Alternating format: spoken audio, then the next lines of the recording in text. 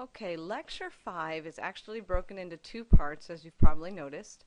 We are going to look at emotions during this lecture, and there's quite a bit to talk about. So we're going to look at the first half, dealing with what emotions are and how they're influenced, and then the second half we'll talk about managing those emotions. So I like this quote here. I think it's an interesting one. It says, "I don't want to be at the mercy of my emotions. I want to use them, to enjoy them, and to dominate them." This is a quote by Oscar Wilde, who was an 1850s Irish playwright. I like this sentence here. I think it makes a very memorable sentence that I'm sure some of you have heard or even said before. You are so emotional. Have you said that? Or maybe you have heard it before. Maybe someone said it to you. But what does it really mean? What are emotions, quote, emotions? Where do they come from? How do we deal with them properly? Some of you are probably thinking, I don't experience extreme emotions. I know how to control my emotions. Do you really? Do you really? Think about it. In your interpersonal relationships, is everybody peachy keen and happy and good with each other? And can you get through conflict without any difficulty? Managing emotions is one of those big parts of it. Now, these are all excellent questions. What are emotions? Where do they come from? How do we deal with them? Those are good questions that at some point in time, and unfortunately for some of us at many points in time, we're going to have to address. Emotions are wonderful and terrible at the same time. It's these same emotions that we experience when we get married, have children, lose a loved one, get fired from our jobs, or move to a new area. So what are these emotions, and what are they made of? What constitutes these emotions?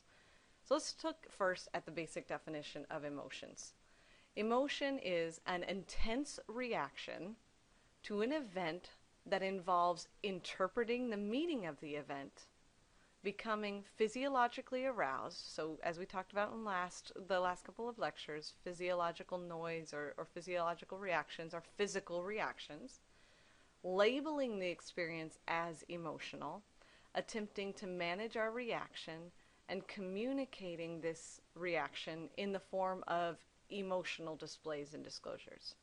With this being said, you can see that emotions are very complex, and they involve a great deal of self-reflection. And most of us don't even do that because we either don't think about it or we don't have time. So we don't use self-reflection regularly. But it does involve a great deal of self-reflection when you can. If we are to actually understand what these emotions are and why they occur the way that they do. Let's look first at some of the components of emotions, because that'll lead us in the right direction. So some of the basic components of emotion are as follows.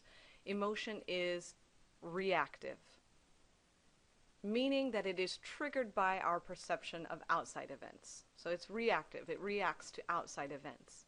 Emotion involves physiological arousal. So you have increased heart rate, higher blood pressure, adrenaline pumping, heart racing. All of those things are part of that physiological arousal. Maybe when you get angry, you get flushed or hot. Maybe you get the shakes, that kind of thing. Those are all physiological arousal. Emotion is also becoming aware of all these feelings, all of these physiological arousals, those kinds of things, as, quote, an emotion. So you're basically labeling things as an emotion.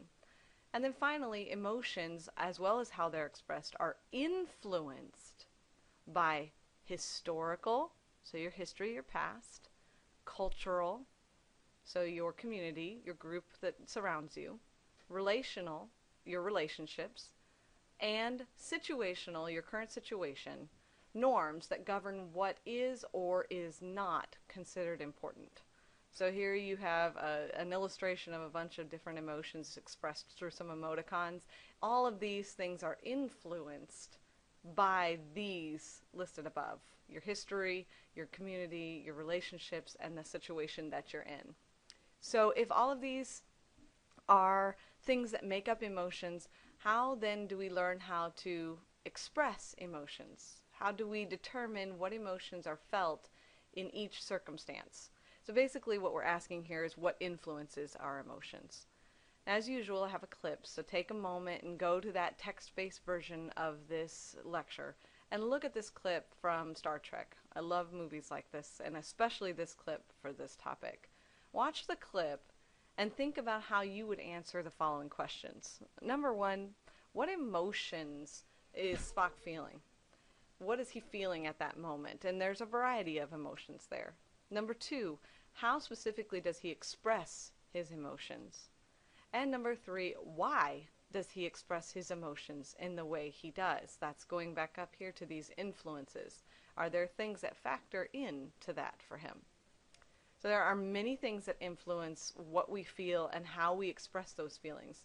We're going to look at this little table, this little layout of emotional influences, and see if there are any that might apply to you in a given circumstance. So how many of these have either recently or in your distant past influenced how you felt in a situation? So let's look at the top one here. First is personality. There is a very clear relationship, honestly, between personality and emotions. A very extroverted individual seems pretty upbeat and optimistic more regularly than an introverted one. That doesn't mean that that's what they're feeling on a regular basis, but it's expressed that way. Now, a more neurotic individual is going to report more negative emotions. They could be feeling those emotions, or that's just what they choose to report. That's their self-disclosure. Now, personality doesn't have to govern your communication satisfaction. It doesn't have to be that way, but many times we find a way to work around those emotions. For example, if you were an introvert or a shy person, you might use technology to work around those shy emotions at first. Hopefully you'll progress further than that, but at first you might use those to get around it. Playing video games where you have online chats, getting on Facebook and communicating ideas, commenting on YouTube videos, hopefully appropriately, that kind of stuff. So personality is an influence on emotion. Next is culture. Culture influences our emotion, and there are so many aspects of culture. This is something we talked about in the past. There are a variety of things that constitute our culture and affect our cultural perception. In this case, let's just look quickly at individualistic and collectivist culture. So when you have an individualistic culture, studies have shown that this type of culture, which is very much the American culture, encourages emotional revelations with those whom they're close. So you are often encouraged to reveal stuff or be very emotionally transparent to those you're close to, while at the same time you're supposed to hide any negative emotions towards outsiders. So if you feel frustrated or angry or uncomfortable, you're supposed to hide that and only reveal those to those you're close to. Then the next one, the collectivist culture, is a little bit different. So in those cultures, you're discouraging negative emotions in your close relationships. So it's a bit of an opposite to this one here. So you're discouraging the negative emotions that might upset your relationship, but are more frank or more revealing about expressing negative emotions towards the outsiders. So those that are not in your immediate close circle, you tend to be more expressive about the things that upset you or things that bother you. The next one is gender. Now, gender is a pretty big factor in emotions as well as personality and culture. So let's look at gender. And when we say gender, we don't typically mean what we mostly think of when we think of the word gender. We think of the way we view ourselves, not necessarily our biology or our anatomy. But biological sex is actually a better predictor of your ability to detect and interpret emotional expression. Now, I didn't say that biological sex is a better way to determine who's more emotional, men or women. That's not what this says. What this says is that biological sex is a good factor in determining, or a good predictor into determining how well a person can detect emotions and accurately interpret emotions of another person. Really think about that statement. Now, research basically suggests that there is some truth to an unexpressive male. That doesn't mean that all men are unexpressive, but there is some truth in research to less expression from men and more expression from women. And it basically concluded that women are 10 to 15% more accurate in remembering and identifying emotions. So they're able to read emotions a little bit better than men in these studies. And they're pretty big studies, so it's a decent, validated study, a variety of studies that gives some good information, but none of this is ever a absolute for any one person, but it's a decent predictor. Another thing to think about is that people in close relationships, depending upon your gender, are more likely to recognize emotional cues of their mates than those in less close relationships, and that's common sense. Depending upon whether you're speaking with, as a male, you might be speaking to a female that is a coworker that you've only known for 6 months, as compared to your wife or girlfriend of multiple years. Well, you're obviously going to be able to read those emotional cues because you've had practice better with the wife than with, or the girlfriend than with the coworker. So those are parts of gender that play a role here. Next is social convention. Social convention is basically those unwritten rules of communication that in some cases can discourage the direct expression of most emotions. So a very outright self-disclosure. Typically society discourages that. They encourage, as we mentioned in culture, they encourage those emotional revelations with those whom they're close, but they typically discourage in social interactions a direct expression of emotion. So how many times, really think about it, how many times have you genuinely expressed emotions, real, hard, narrow emotions in public? I think of the times where you have been in a classroom and you're upset and you're trying to stop yourself from crying, or somebody really upsets you or makes you mad, and you try to hold in bursting on them and freaking out on them or yelling and screaming because you're in a parking lot or you're in the mall. Those are the kinds of things that are absolutely considered inappropriate, especially in individualistic culture and collectivist as well. Social rules can even discourage too much positive emotion. Public displays of affection. Certain things like boys can give their mom a kiss, but they have to shake hands with their dad. So a gender issue here. There's all kinds of things that play a factor in this. That's just one silly example, but there's a lot of social rules that can discourage too much emotion. What kind of affection can you display in public? Holding hands, somebody giving a very long hug, a kiss, that kind of stuff can very much be discouraged in a social interaction. Now the final two are listed below. Next is fear of self-disclosure. So influences on emotion, one of the big ones is whether you fear what that emotional disclosure will do.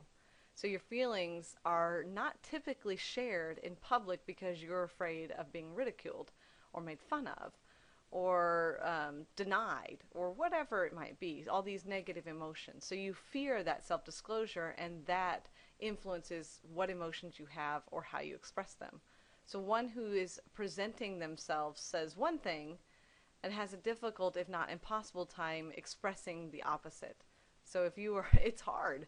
If you're in public and you are afraid of what someone might do or say to you, let's say you're in the office and you are very upset. You just lost your dog, or you got in a fight with a best friend or a significant other, and you don't want to say anything. You don't want to reveal that because you're afraid you'll either be judged or get in trouble or you'll make people uncomfortable. So you have to put on that face. And that can be hard because you're presenting self. This face that you have is very difficult to put on when you're feeling the opposite.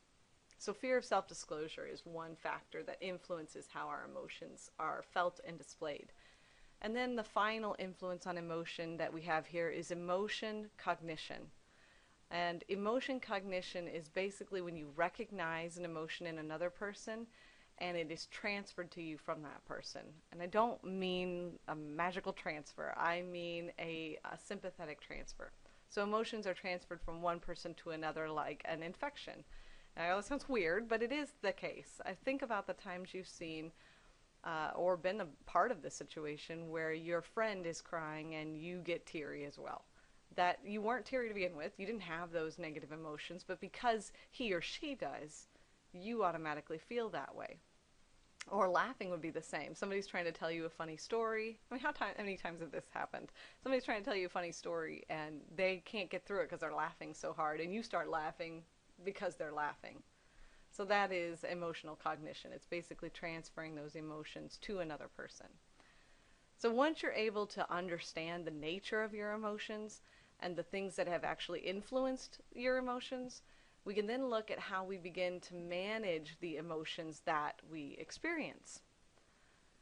We're going to stop here for now. This is the part 1 of emotions. We will continue part 2 in the second part of this lecture. So if you get a minute to wrap this one up and check out the next one, take your time, but you'll need to go through both pieces to get the entire lecture on emotions.